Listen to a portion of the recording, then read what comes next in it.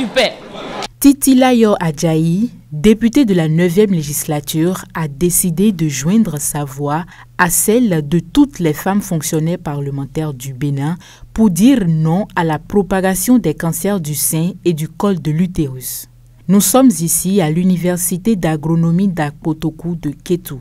C'est ici qu'elles ont décidé d'agir cette année, toutes vertus de rose. C'est une journée de sensibilisation avec au programme plusieurs tâches pilotées par le réseau des femmes fonctionnaires parlementaires en 2 étapes. Vous savez que nous sommes dans le mois d'octobre et le mois d'octobre est communément appelé Octobre Rose.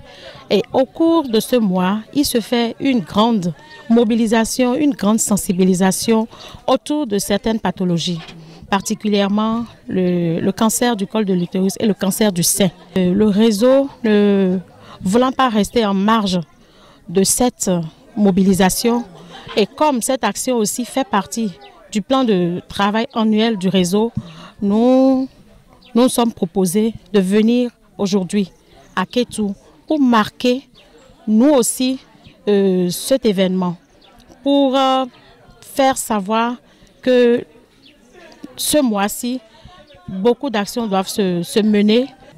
Aujourd'hui, nous avons fait une journée de sensibilisation qui est, je dirais, composée de 2 petites activités.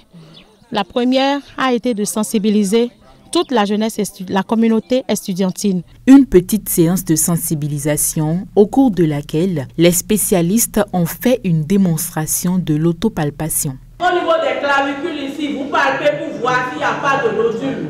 Au niveau des aisselles aussi, vous palpez pour voir. Vous regardez le bout, le mamelon là. Leçon bien sûr, l'équipe passe à la 2e étape, celle de procéder au dépistage gratuit des cancers du sein et du col de l'utérus. C'est aussi l'occasion pour le réseau des femmes fonctionnaires parlementaires du Bénin de déconstruire l'idée selon laquelle la succion du sein serait la clé pour éviter le cancer du sein. Moi, je ne suis pas particulièrement pour cette idée de sucer les seins parce que nous sommes en train de dire, quand vous sucez les seins, vous n'avez rien fait, vous ne connaissez pas votre statut.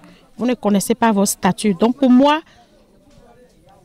ce qu'il y a de mieux à faire, c'est d'avoir des comportements médicaux. Je leur demande de faire le dépistage. L'autopalpation est très important.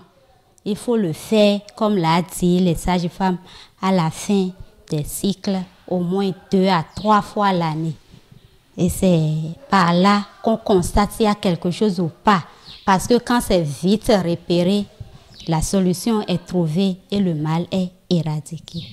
Dans tous les cas, le cancer du sein existe et tue.